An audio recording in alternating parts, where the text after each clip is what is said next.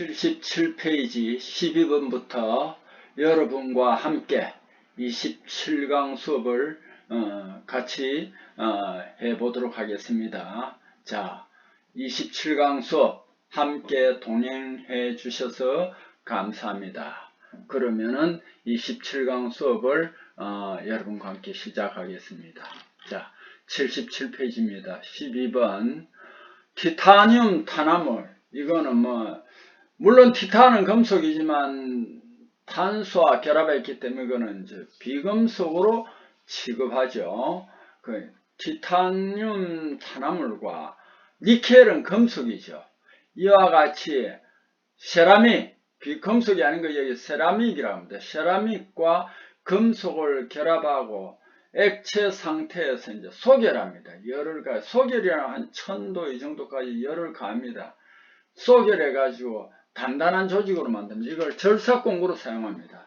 이 고경도 재료를 뭐라고 하냐면은, 여기 세라믹에 보면 CR 있죠.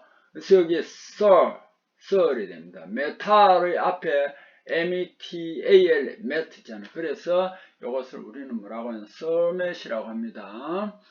자, 그 다음에 공정이 또 이제 이게 어떤 예상 문제 같은데 있었는데 이걸 여기 참고로 이제 주관식으로 넣어 놓은 것 같습니다. 공정 다시 한번 봅시다. 이 정자라는 것은 참 반복을 많이 합니다. 액체에서 고체나 고용체가 나오는 것을 정출이라고 합니다. 근데 그 앞에 공자가 또 있죠. 그럼 이거는 정확하게 말하면 줄여진 말입니다. 공동정출인데 공정이라고 해놨잖아요. 그래서 액체에서 고체, 이제 순수한 고체는 잘 없고 고용화되어 있습니다. 그래서 고체로 고용체라고 하는데, 액체에서 고체, 고용체가 두 가지로 나타나는 현상입니다. 그래서 이게 주철에 나타나는데요. 이 대표적인 조직이 레데뷰라이트입니다. 이거는 그러면 두 가지 조직이니까 액체에서 뭐가 나타나냐, 이 레데뷰라이트라는데, 오스테나이트와 시멘타이트 두 개가 청상으로 고체로 나타납니다. 이것을 우리는 뭐라고 하냐면 공정주철이라고 합니다. 그 이름을 별도로 다른 말로는 레데뷰라이트라고 합니다. 자, 두랄루민이 여기 있어서 썼는데 두랄루민 참 많이 했습니다. 자, 요거는 이제 여러분도 외워졌지 싶은데 알구마망두 두랄루민입니다. 요거는 항공기 재료로 이용되는데, 여기에 시어경화는 딴 말로 석출경화라고 했습니다. 굉장히 단단해집니다. 자, 알루미늄 합금이 시어경화, 석출경화의 대표적입니다. 요거는 용체화 처리를 해서 이렇게 시어경화, 석출경화를 일으키는데요. 자, 이 알루미늄 같은 거는 비중이 2.7이에요. 철은 7.8이에요. 그럼 3분의 1로 비중이 가볍다는 것은 무게가 가볍죠. 그런데 알루미늄이 이렇게 합금을 하면요, 굉장히 강도가 높아집니다. 그래서 이제 항공기 재료는 가벼우면서 강도가 높아지죠. 이것을 우리는 말하면 비강도가 높아진다. 그래서 이거 항공기 재료로 많이 쓰입니다. 자, 인바 몇 번이나 했습니다. invariable st를 줄여서 쓴다고 그랬죠. 인바. 요걸 한자로 번역하면 불변강으로 번역했습니다. 길이가 불변으로 자등에 쓰인다 하는 거 알아두십시오. 자, 13번. 탄소광 표준 조직에 대한 설명 중 적합하지 않은 것은, 이거 굉장히 자주 나왔습니다. 탄소광에 나타나는 조직 비율은 탄소에 의해 결정됩니다. 그렇습니다. 자, 가령 예를 들어서 탄소가 0.025% 이하가 됐을 때 이거는 순철 조직입니다. 그 다음에 0.025에서 0.8%까지 갈 때는 아공석강이 되는 거예요. 그래서 순철에 공석강 폴라이트가 점점 많아지는 겁니다. 0.8%가 되면은 공석강이 되고요. 0.8%부터 2%까지 가면 과공석강이라고 해서 폴라이트에서 시멘타이트가 나타납니다. 이렇게 탄소강에 나타나는 조직 비율은 탄소에 의해서 결정이 됩니다. 탄소강 표준 조직은 강종에 따라 A3점, 아공성강일 때는 A3점, 과공성강일 때는 A1에서 ACm점, 요것보다 30 내지 50도씨 높은 온도로 강을 가열해서 오스테나이트 단일상으로 합니다. 그리고 대기 중에서 천천히 공냉을 했을 때 나타나는 조직을 우리는 뭐라고 하냐면 표준 조직이라고 한다. 그리고 요 열 처리를 우리는 뭐라고 하냐면 노멀라이징이라고 한다. 노멀라이징은 뭐냐면은 표준 조직을 만든다. 그걸 꼭 좀 알아주세요. 다가 왜 적합하지 않느냐 하면 탄소강은 표준 조직에 의해서 탄소 양을 추정할 수 있는 건 아닙니다. 표준 조직에 의해서 탄소가 얼마다 이건 아닙니다. 그러면은 여기에 아공성강이다. 오스테나이트다. 이러면 오스테나이트는 표준 조직인데 이게 탄소 퍼센트가 굉장히 광범위합니다. 2%까지 있습니다. 그래서 탄소량을 추정하는 건 아닙니다. 탄소강 표준 조직은 페라이트, 폴라이트, 오스테나이트가 대표적입니다. 자, 그 밑에 표준 조직이라는 것은 분림 열 처리로 가능하다는 걸 꼭 좀 알아두세요. 자, 그 다음에 알루미늄 규소 합금에서 이 알루미늄 규소를 주로 주조도 많이 만드는데 주조를 하면요 육각판상 판처럼 된 조대한 결정 구조가 됩니다. 이게 잘 깨집니다. 그래서 이걸 프랑스에서 계량화하기 위해서 어떤 그 금속을 조금 넣어가지고 계량화하니까 안 깨지더라. 그 계량화 원소가 뭐냐? 알칼리 염료 맞습니다. 알칼리 염료. 그 다음에 수산화 나트륨, 요 나트륨 있죠, 그죠? 나트륨. 그 다음에 플로르와 알칼리, 요런 것들은 뭐냐면 계량화 원소입니다. 굉장히 많습니다. 그런데 그 중에서 우리가 대표적인 게 이 나트륨입니다. 황산칼륨은 아닙니다. 자, 실루민은 본래 알루미늄 규소 합금입니다. 계량원소 대표적인 게 나트륨인데 나트륨을 첨가하여 알루미늄 주조 합금으로 이용한 것입니다. 그래서 이걸 우리는 어떻게 외우느냐 하면 자, 계량화 원소 중에 대표적인 게 나트륨이기 때문에 소량입니다. 알시나실. 여러분 그런 식으로 외우면 좋습니다. 알시나실. 14번 FEC 상태도에 나타나는 자기 변태점은 어떤 상태냐면 자기 변태가 일어나는 온도입니다. 순철에서는 768도입니다. 여기 A2인데 요 밑에서는 강자성체에다가 요 위로 넘어가면은 상자성체로 변했다가 오스테나이트 구역으로 올라가면은 비자성체로 되어버립니다. 여기 이제 점진적으로 변합니다.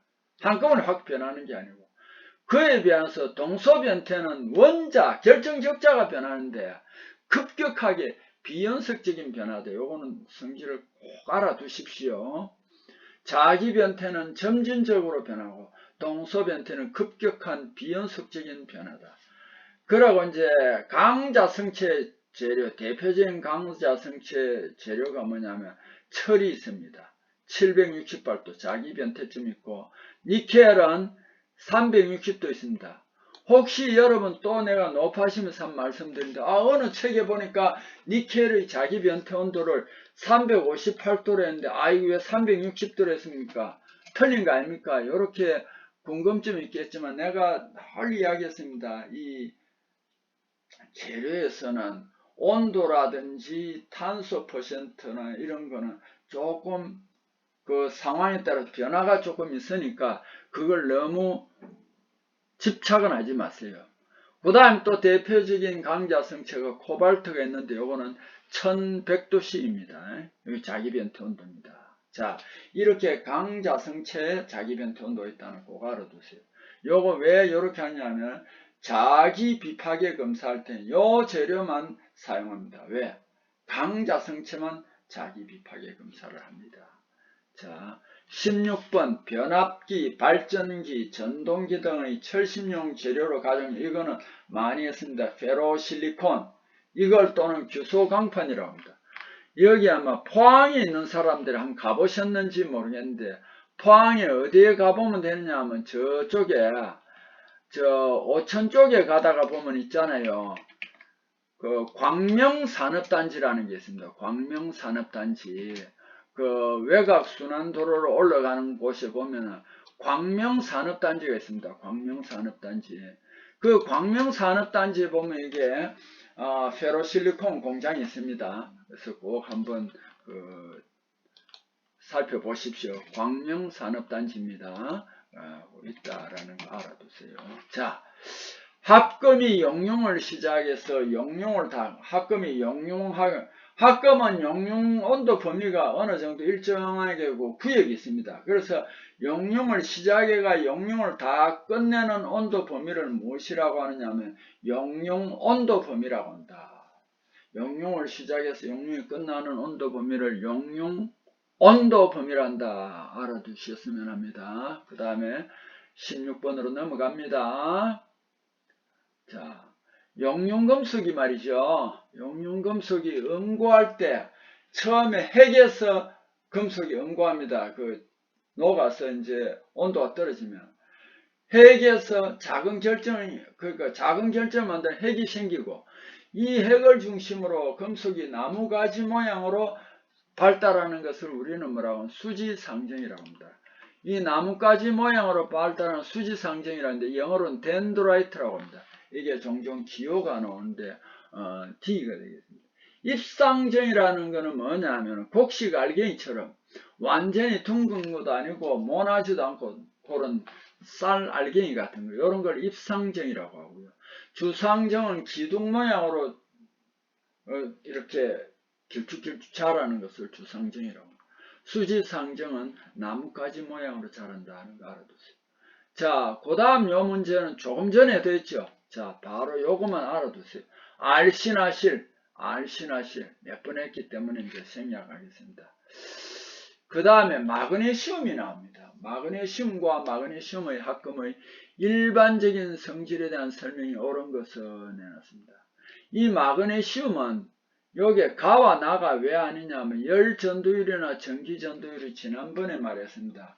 열전도율, 전기전도율이 제일 높은 금속은 은이고 그 다음에 구리고 그 다음에 금이고 알루미늄이에요.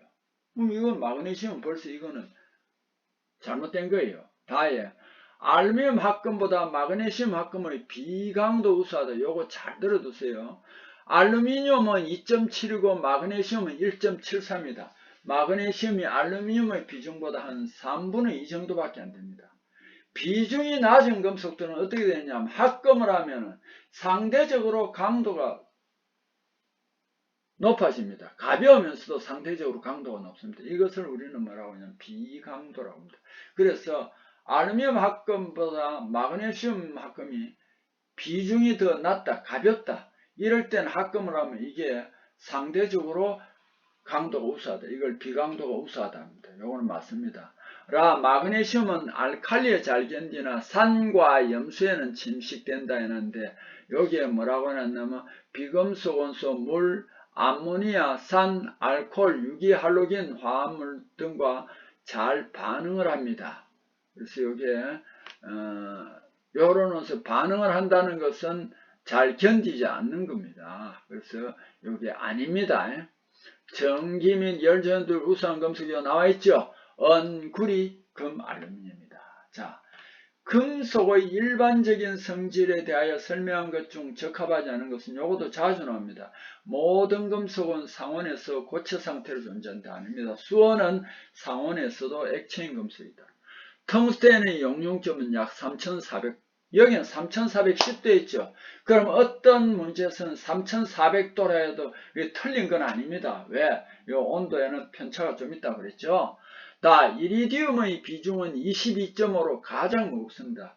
비중이 가장 무거운 것은 이리디움입니다. 용융점이 가장 높은 것은 텅스텐입니다. 열 및 전기의 양도체입니다. 금속은 맞습니다. 그 다음에 이제 여기에는 안 나오는데 금속에 대해서는 불투명체입니다. 투명체, 불투명체. 그게 또 자주 나옵니다. 불투명체. 자, 그건 또 그렇게 나올 때 그런 문제를 앞에서 한번 나왔습니다. 16번. 제도 통칙에서 풀리암이라는 둥글게 되어 있습니다. 여러분 하여튼 풀리암 이런 거, 그 풀리를 감았는 거, 이게 이제 기계 돌아갈 때 벨트를 이렇게 둥글게 감았습니다. 이 풀리암이라고 합니다. 이 단면도로 그릴 때는 이거는 둥근 것은 무조건 회전 단면도법입니다. 자, 여기 한쪽 단면도가 있죠. 이걸 한쪽 단면도를 딴 말로는 반 단면도라고 합니다.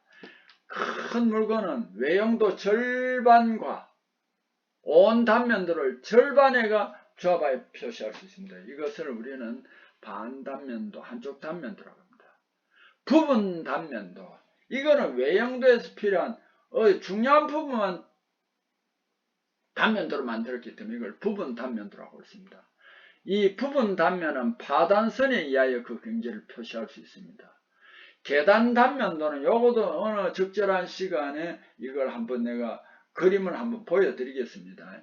평행한 두 개 이상의 평면에서 절단한 단면도의 필요한 부분만 합성하여 나타낼 수 있습니다. 평행한 두 개 이상의 평면에서. 요것도 나중에 시간이 나면은 그림을 한번 여러분에게 소개하겠습니다. 다음 보기 중 공차의 값이 가장 적은 치수. 공차라는 것은 위치수 허용차 빼기 아래 치수 허용차입니다. 그럼 가에 플러스 0.0에다 마이너스에 마이너스는 플러스가 되죠. 요거는 얼마가 되겠습니까? 0.03입니다. 나에는 보면 플러스 0.01, 마이너스 0.01입니다. 플러스 0.01에다 마이너스 마이너스는 플러스 0.01이죠. 0.01을 두 개 합치면 0.0입니다. 이게 지금 가보다 작죠. 다도 보면 0.03이고 라도 0에다 마이너스 마이너스 0.03은 플러스 0.03이니까 다 0.03인데 나만 0.02가 된다. 이 18번 같은 것도 굉장히 자주 나왔습니다. 도면 종류를 사용 목적과 내용에 따라 분류할 수 있다. 다음 중 사용 목적에 따른 분류에 해당하지 않는 것은 부품도입니다. 부품도. 자, 요거는 승인도, 설명도, 제작도 하고 나왔을 때는 사용 목적과 내용에 따라 분류한 것이 아닙니다. 자, 그 다음 19번으로 넘어갑시다. 제도 통칙에 나타난 나사의 일반적인 도시방법 설명이 틀린 것은 요것도 지금 계속 나옵니다. 완전 나사와 만전 나사부하고 나사를 완전히 다 그린 거고 불완전 나사부 완전히 안 그린 거 불완전 나사부고 경계는 굵은 실선으로 표시한다. 맞습니다. 그 다음에 순나사 앞나사가 있습니다. 순나사 바깥지름하고 앞나사 안지름은 굵은 실선으로 그립니다. 앞나사가 안에 들어가니까 앞나사 그 안지름 안나사 앞지름과 순나사 바깥지름은 굵은 실선으로 그립니다. 나사를 절단하여 그릴 때는 절단해서 그릴 때는 원주 4분의 3 정도 가는 실선으로 나사고를 그린다는 거 알아두고 순나사 앞나사 조립부 그릴 때 앞나사 위주로 그리는 것이 아니고 순나사 위주로 그린다. 이거는 지금 그 도면을 안 보고 여러분 제도 안 했지만 이런 문제가 계속 나오면 이제 여러분이 알아두셔야 된다. 그 다음에 구멍축 끼워 맞춤 치수 파이 H8, H7에서 구멍 IT 공차 등급인 것은 구멍은 이렇게 대문자로 합니다. 구멍에서는 대문자를 사용하고 축에서는 소문자를 사용합니다. 요 소문자 H처럼. 구멍에서는 J를 비롯하여 27종이고 축에서도 27종의 기호가 사용됩니다. 그래서 여기 구멍은 H죠, 그죠? 8급, 축은 H, 7급 이렇게 됩니다. 자,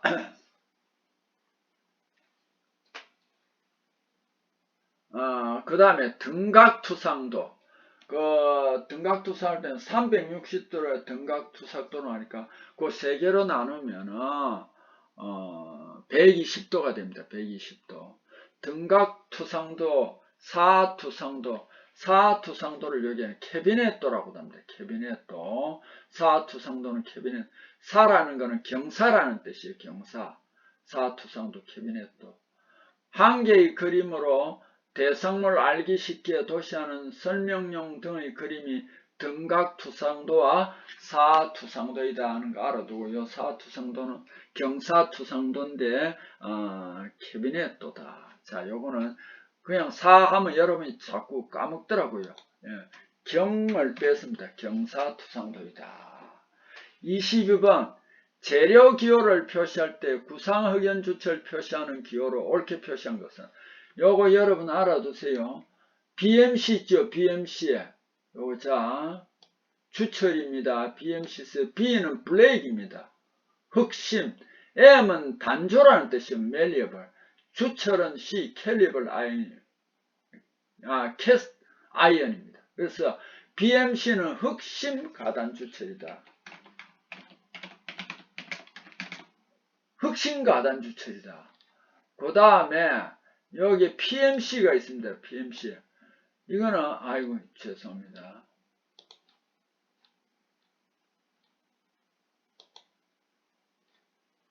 BMC는 흑심 가단 주철입니다.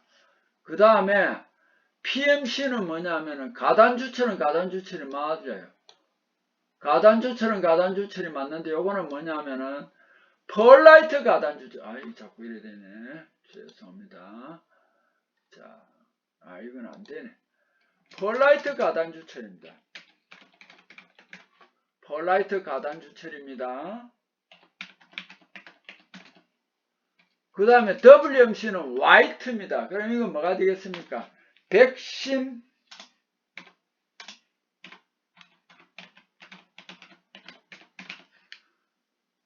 가단 주철입니다. 이 GCD가 구상흑연 주철이다라는 걸 꼭 알아두세요.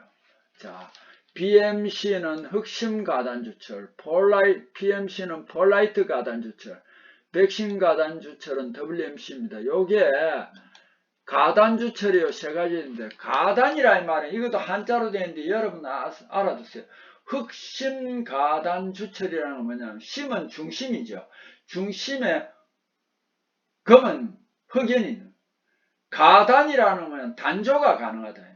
주철은 본래 단조가 안 되는데 이거는 단조가 가능합니다. 이것을 흑심 가단 주철, 폴라이트 가단 주철, 백심 가단 주철. 백심은 뭐냐면 가단 주철은 중심부에 백식이 있습니다. 백식이 우리가 두 가지가 있습니다.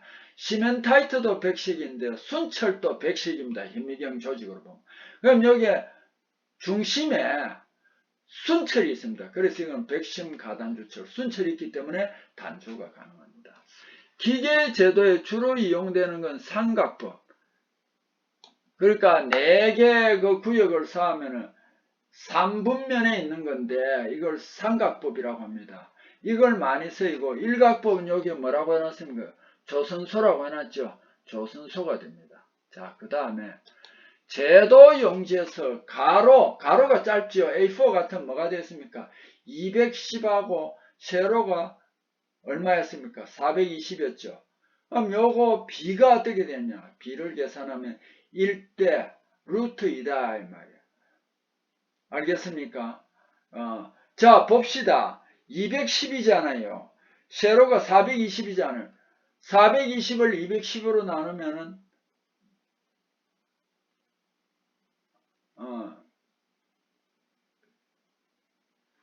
요게 한번 나눠보세요. 1대 루트가 2가 됩니다. 그렇게 됩니다. 자, 가로, 세로변, 짧은 변과 긴 변을 하면은 1대 루트 2다. 꼭 좀 알아두세요. 자, 그 다음에 도면 치수 숫자와 같이 사용하는 45도 못따기라는 게 있는데 요거는 45도로 이렇게 잘라내는 겁니다. 못따기를 C로 표시합니다. 챔프링 또는 챔펄 이렇게 합니다. 챔프링 또는 챔프링. 그래서 C로 표시한다. 여기서 R은 반지름이죠. T는 뭐가 되겠습니까? 두께가 됩니다. 자, 가상선이 또 나왔네요. 가상선. 인접 부분 지금 없는데 인접 부분 안 보이는데 인접 부분을 참고로 표시할 경우에 가상선입니다. 인접 부분 꼭 알아두시고요. 그 다음에 가공하기 전에 있었더니 가공을 해가 없어졌습니다. 그럼 가공 전후의 모양을 다 표시할 때 가공하고 나서는 전의 모양은 없죠. 그걸 그래도 있었던 걸 표시해 주는 게 가상선입니다. 그럼 같은 모양이 되풀이를 표시하는 경우에는 같은 모양 되풀이, 요것도 가상선을 사용합니다. 여기에 특수가공은 특수지정선을 합니다. 특수지정선이라는 것은 뭐냐면은 굵은 일점세선입니다. 굵은 일점세. 특수가공하는 부분에는 굵은 일점세선을 씁니다. 가상선은 뭐냐 하면은 가는 일점세선을 쓴다.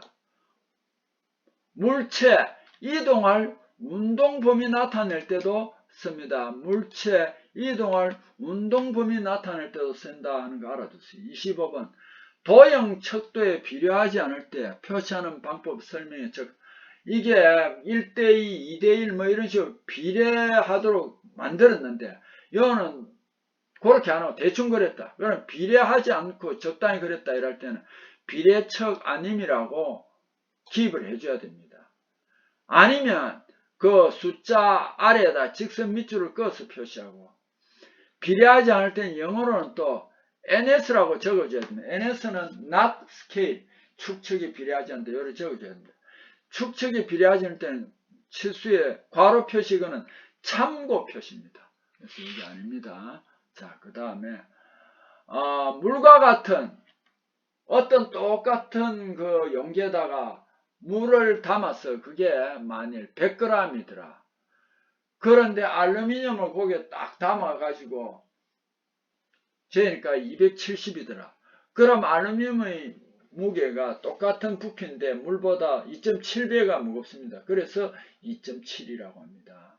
담금질로 경화 가능한 강제 표면을 산소 아세틸렌으로 이렇게 막 불꽃처가 막 때려가지고 이렇게 경화시키는 걸 우리 화염 경화라고 합니다. 화염 경화. 이거는 정밀도나 모든 면에서 떨어집니다. 그냥 불꽃으로가 하니까.